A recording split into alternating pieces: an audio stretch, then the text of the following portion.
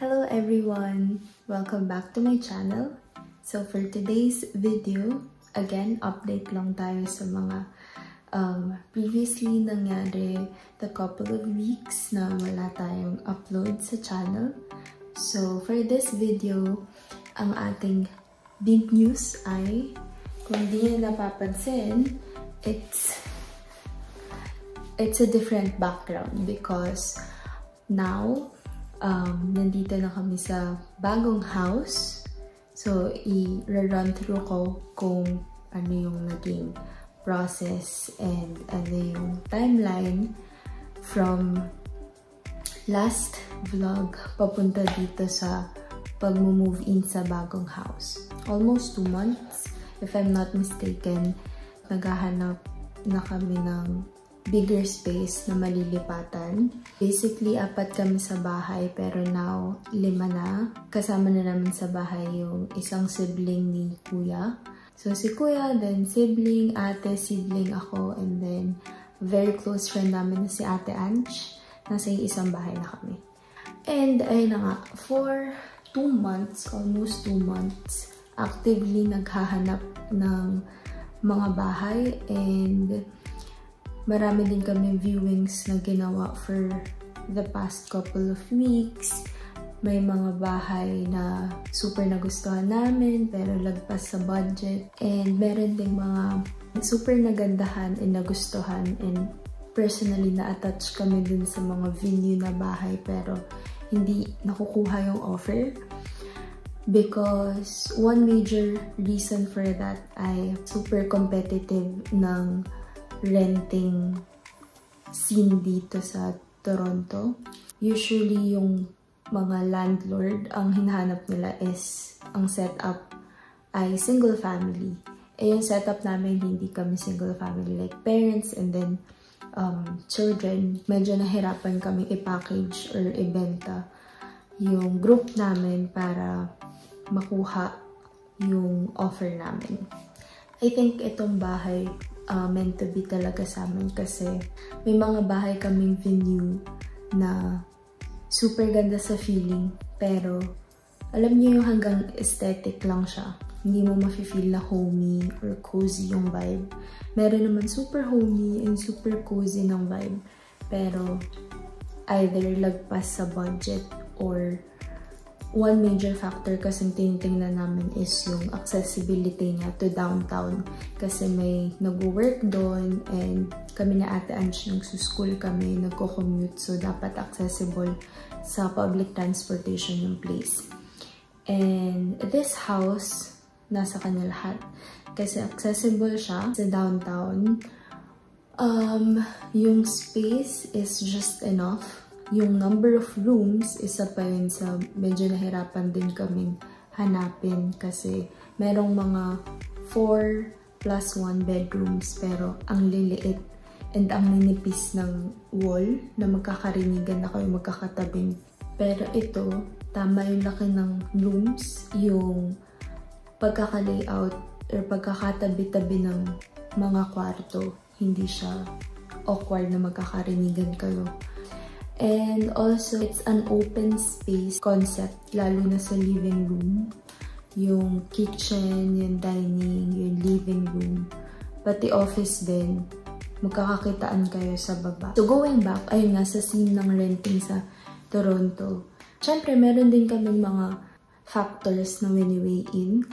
So yun na nabanggit ko kanina, yung transportation, accessibility, yung number of rooms, number of bathrooms, tapos yung concept niya, open space ba kasi yun yung gusto nung mag-partner ni Ate and Kuya. Also, the backyard, kasi since mas malaki yung space, supposedly mas malaki yung backyard para kay Maple and kay Fuchsia. Also, with the covered parking lot, hindi siya ganun ka-major factor pero it's a plus sa mga hinahanap and review namin.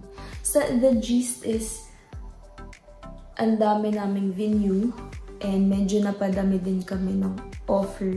I think itong house talaga is, yung mga rejections na yun, ililid lang kami dito sa current house, sa current new house. For the following clips, ipapakita ko ang some bits of moving in and moving out. Moving out and moving in actions.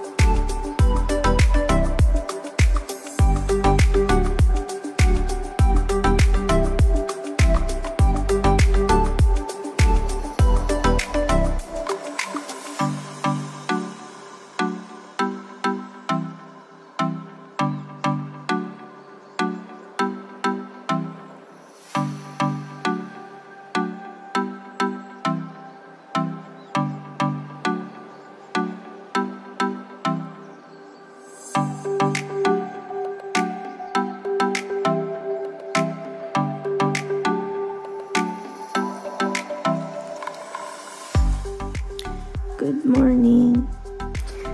First sleep dito sa bahay. Bagong bahay.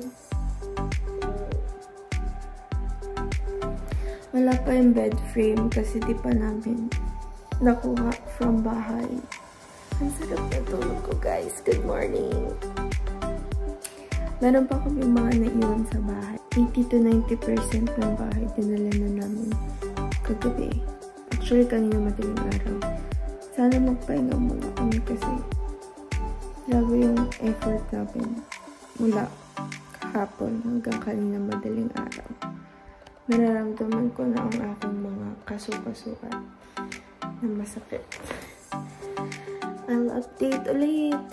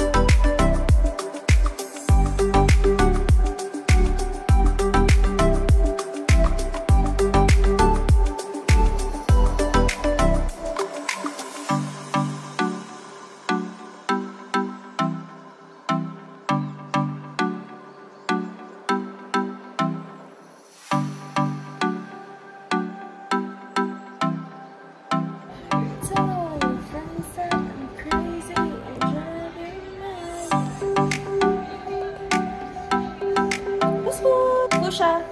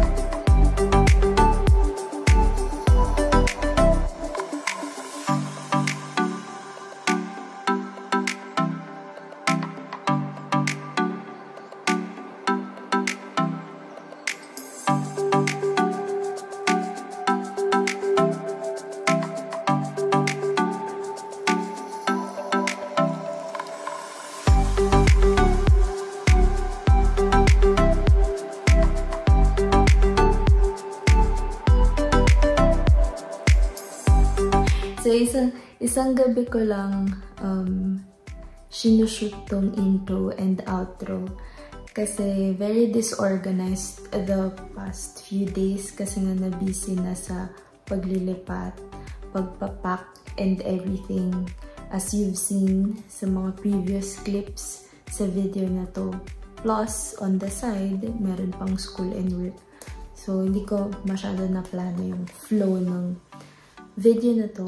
But, I made sure na meron ako mga na-document na parts. Hindi nga lang kompleto. So, ayun. Hindi ko na isa-isa yung parte ng old house na pinapack namin or pinaprepare namin for move out. So, putol-putol and hindi masyado ganun karami yung parts ng bahay na napakita ko. But, I think it's enough naman. Actually, hindi pa ganun kaayos tong bahay. Kasi nag-settle in pa kami, of course. This is our 4th night. Tama ba? 4th night? Yeah. If not 3rd, it's our 4th night. Dito sa bagong bahay, matutulog. Basta comfortable na yung vibe or feeling ng house para tirhan. Yun lang yung gusto kong sabihin. Ito na muna ang ating product for the lipat bahay episode. And I hope that you enjoyed this video. And I'm not promising, but I hope na yung room video ko, ma-upload ko siya in 1 week time. Ayan. Ang ating next vlog ay ang aking room transformation. So, that's all for this video. Bye!